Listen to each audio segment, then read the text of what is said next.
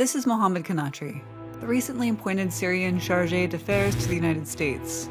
It's not quite the same role as ambassador, but for all intents and purposes, he is serving as the Syrian ambassador to America.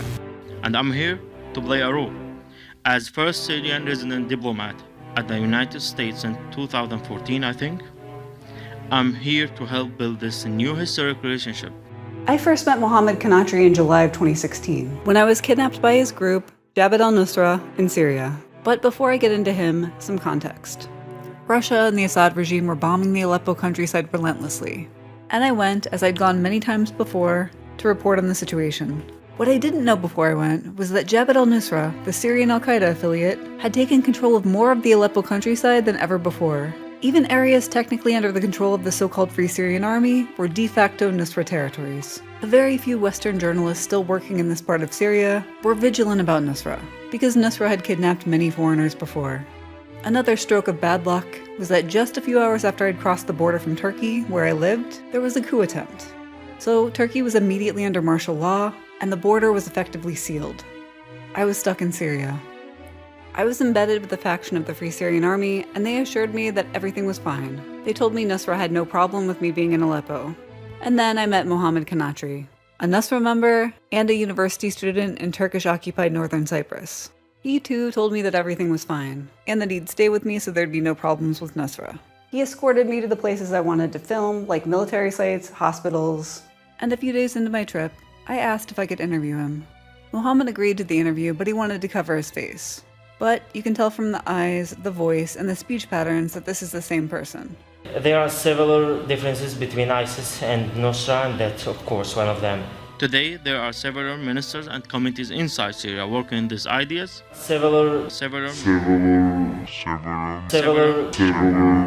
Let's get into the interview. Again, this is Syria's first diplomat to America in more than a decade. Note that I've cut a lot of the stutters and pauses for length and clarity.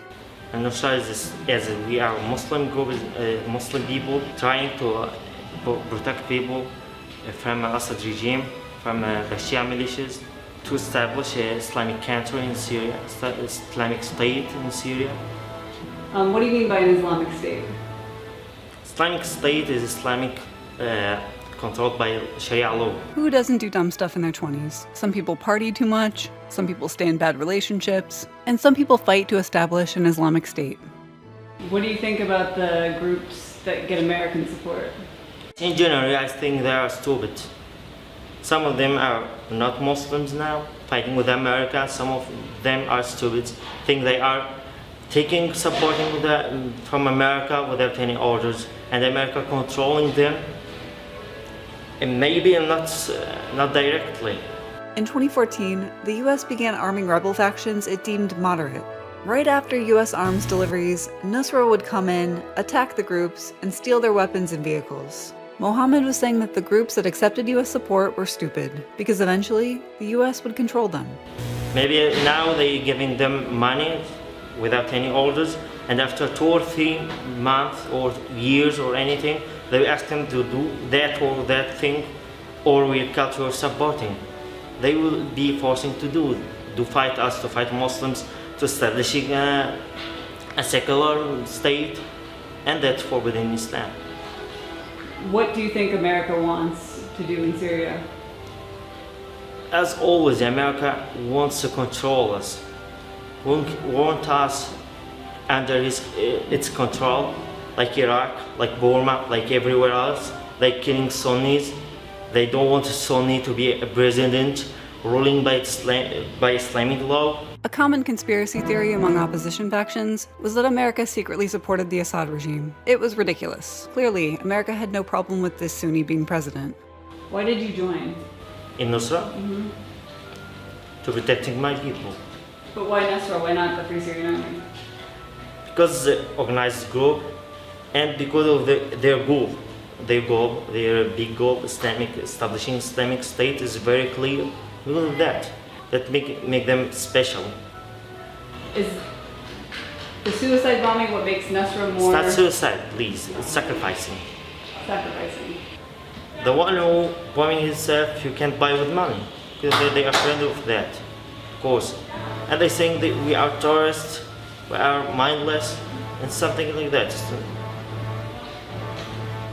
And some human rights organizations say that these car bombs can hurt civilians. Does that ever happen? No, of course not.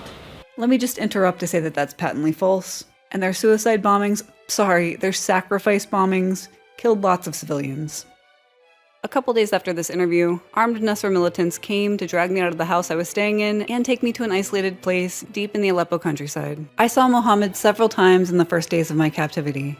His final words to me were to tell me that the Nusra militants holding me wanted me to move from the sitting room into a jail cell in the basement. My response was not positive, and shortly after, Nusra moved me to a real prison. And then, all these years later, I saw that Khanatri was appointed Syria's diplomat to America. In one of Ahmed al-Shara's first interviews after taking control of Syria, he blamed his terrorist past on his youth. So we could do the same thing here. People change, right? But as I've said before, when Jolani announced that Nusra was splitting from al-Qaeda, I was their foreign captive. They were very explicit about the fact that the split was so that the West would stop targeting them because they were al-Qaeda. The international response was, very logically, it's the same group, they're still terrorists, we're still going to target them. They are a foreign terrorist organization. We certainly see no indication that would give us reason to change the designation of this group. Again, you judge an organization like this on their goals, their ideology, their objectives. And then there were more rebrands, culminating in image rehabilitation with the help of Western media and think tanks. Starting in 2023, a British non-government organization which specializes in conflict resolution invited me to help them bring this guy out of the terrorist world and into regular politics. And today, journalists who are outspoken against Nusra, its later iterations, and their widespread human rights abuses and extremism have done a complete 180 and turned into sycophants. And on that note, the Syrian government just announced a new set of laws restricting the media.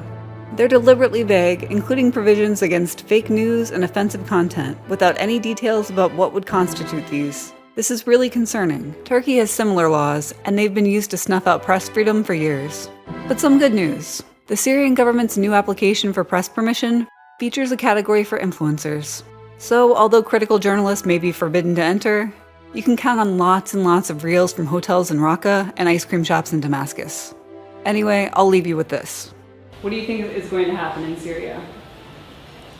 It's very, very clear, very simple. We'll kill al-Assad and his regime, the Shia militias too, and we will establish Islamic State. Maybe not in 1 year or 2 years, maybe we have 10 years. We have nothing to do.